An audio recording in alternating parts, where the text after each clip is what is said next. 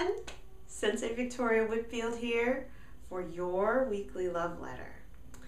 And when I was channeling the topic for this week, the next series came through, and it's really going to focus on how to love yourself.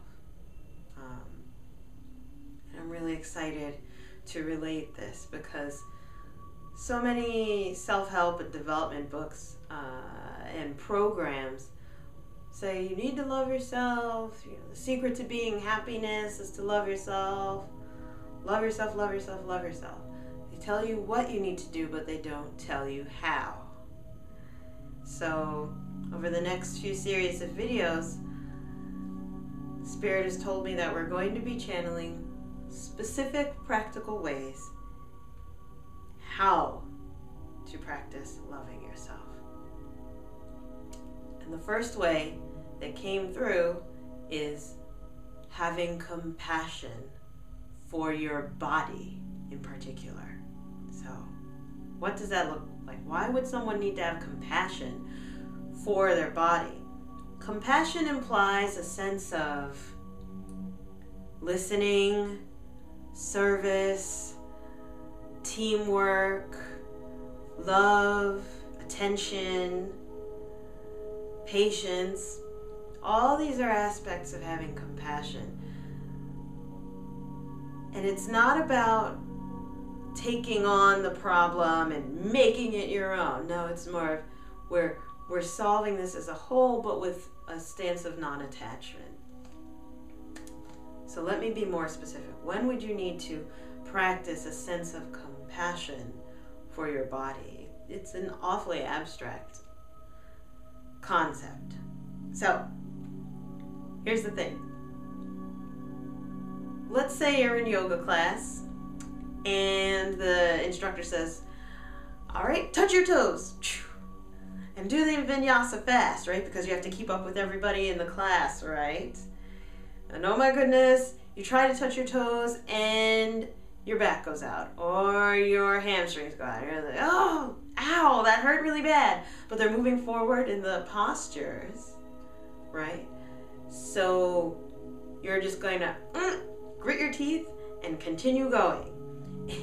And that may have happened early in the class, so you keep going through the motions, and boy, oh boy, by the end, when you get to Shavasana, the meditation for 2 seconds, at the end, your body is like, why, screaming and crying, like, oh my gosh, I hurt so bad. Or you don't realize it, you leave feeling great, full of the endorphins, and then when you wake up the next morning, you're like, I feel horrible. Is this sounding familiar? Or perhaps, ladies, whenever you want to leave the house, you grab that one purse that has everything. In fact, there's so much in that purse that when you look in, it's dark and it's kind of like an abyss.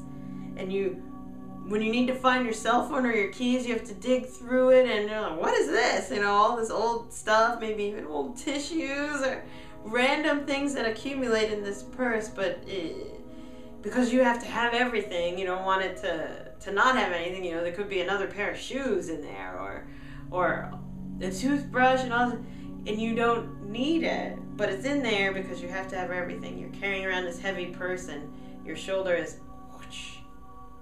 always like this, even when the purse isn't there, locked up tight. Another time when you may need to have compassion for your body is parties. There may be a family function or some friends getting together, and let's say the party begins at 6 and goes on till we don't know. And as you're at the party, you know, you're having a good time, but there's this internal part of you that says, okay, I'm ready to go to bed now, or this is bedtime, or I need to leave. I think I would feel more refreshed if I would leave. But rather than listening to that, you keep pushing through. And by the end, you're like, oh my God, why am I still here? I'm so tired, or you wake up the next morning feeling ugh, and you didn't even drink. You're just exhausted because you were up later. Having compassion for your body comes down to listening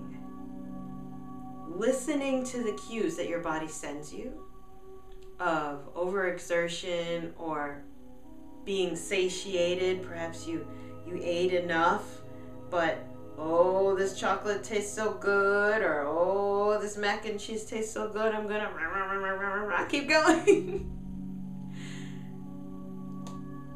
Having compassion for your body is picking up on those cues and not just seeing them and then moving on as, okay, guilty, as most of us do, but instead you see the cue and you're, okay, I'm listening, and you take action according to that cue.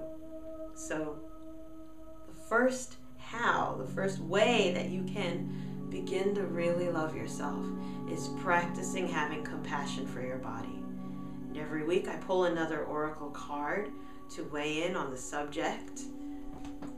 The deck that we're using this week is Archangel Oracle Cards by Doreen Virtue. And the card that came out to contribute is Compassion.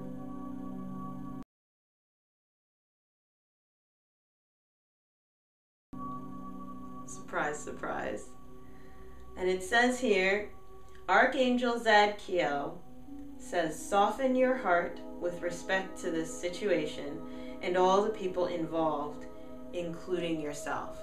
Now I'm going to continue reading, but if it refers to this situation, think of cues from your body.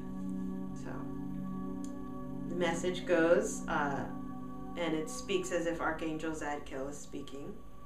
I can help you forgive yourself and others, or to compassionately see everyone's point of view. You needn't change your stance or behavior. It simply means approaching the situation with a loving heart, which empowers you and allows creative solutions to pour forth. I'm going to read that one again. So the Archangel is coming forward and talking about compassion to help you forgive yourself and others, or, so if you can't forgive yourself and others, or compassionately see everyone's point of view.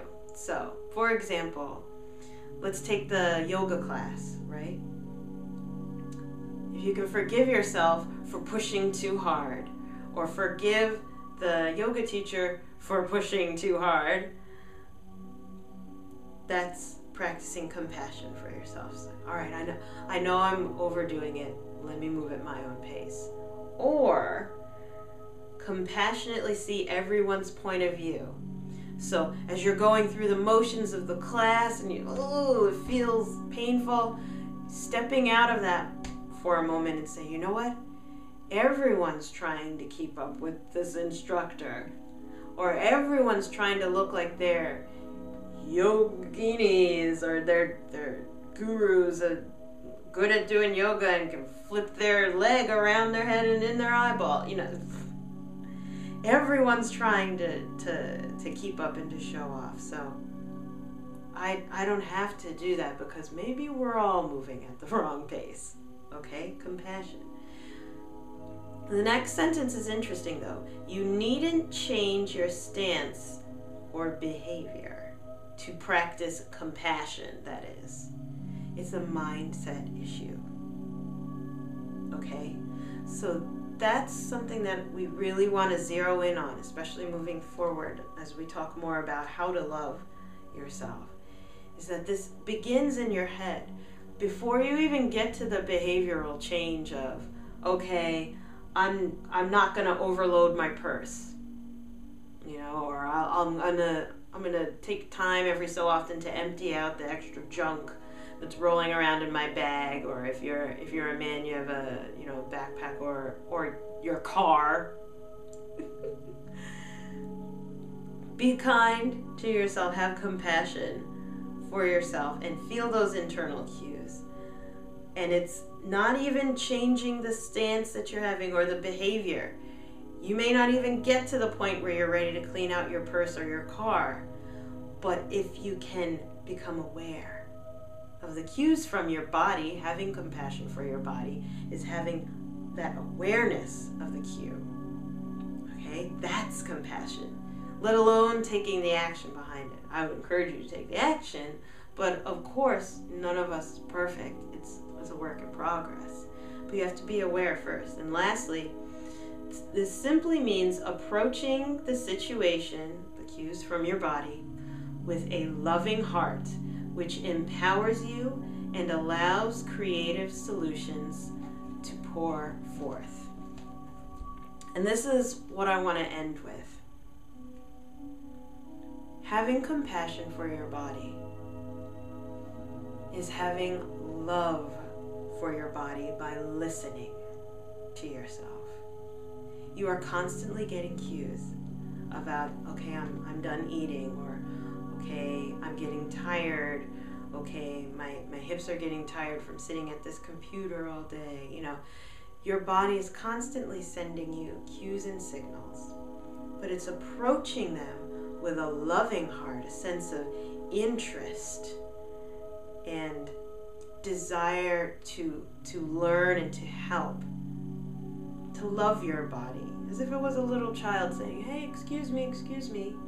You know, you'd pay attention, you wouldn't just say, get out of the way, I'm busy, right? No, approaching it with a loving heart, having compassion for your body, so that when those cues come through, you listen to them, right? And it's adjusting the awareness in your mind to pick up on that. And over time, as you become more aware, the actions automatically follow suit, being proactive about taking care of your health. So that's our first part of the series on loving yourself, is having compassion for your body.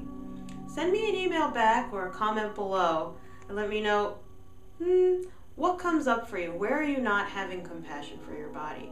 Are you pushing too hard? Are you lifting too much weight?